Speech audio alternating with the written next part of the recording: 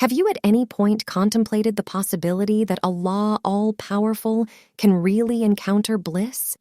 It's a delightful idea, right? The possibility that our Master Allah can grin and try and snicker is really wonderful. All in all, what gives joy to Allah? Indeed, there's a hadith that lets us know something very exceptional. It uncovers that Allah feels massive happiness when he sees one of his workers earnestly turning around to him in apology. Simply envision that, briefly. We have the ability to fulfill Allah through our activities. Yet, how does Allah encounter this satisfaction? Indeed, let me share an inspiring story from the Hadith to represent this. Picture a voyager in a huge desert, traveling with his camel. This camel isn't simply a method for transport. It conveys his water, food, and all that he really wants for endurance. Presently, during his excursion, he recognizes a tree giving some truly necessary shade. With depletion assuming control over, he chooses to rest under this inviting tree. As he settles down, the exhaustion of his process overwhelms him, and he floats into sleep. In any case, when he awakens, he is welcomed by a sight that breaks his expectation.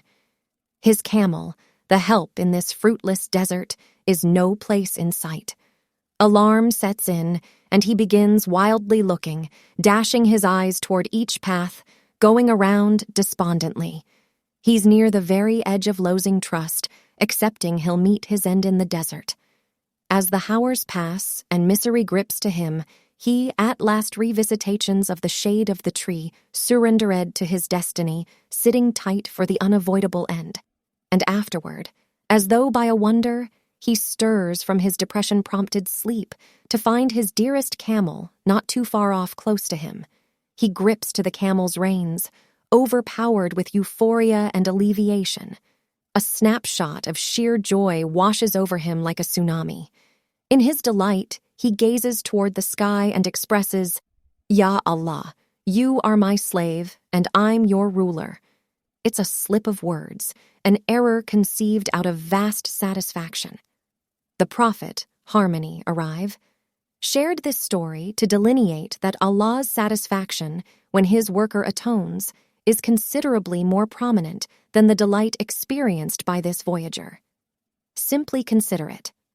When you accomplish something that satisfies your chief or boss, you could expect an advancement or a raise.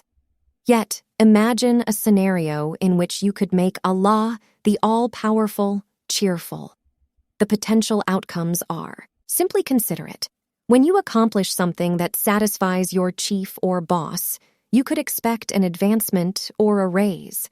Yet, imagine a scenario in which you could make Allah, the all-powerful, cheerful. The potential outcomes are past creative mind. All in all, how might we do this? It's basic, yet significant. At the point when we commit a wrong, be it an activity or a word, there are 3 stages we should take. We, right off the bat, quit carrying out the transgression. Also, we feel certifiable lament for our activities.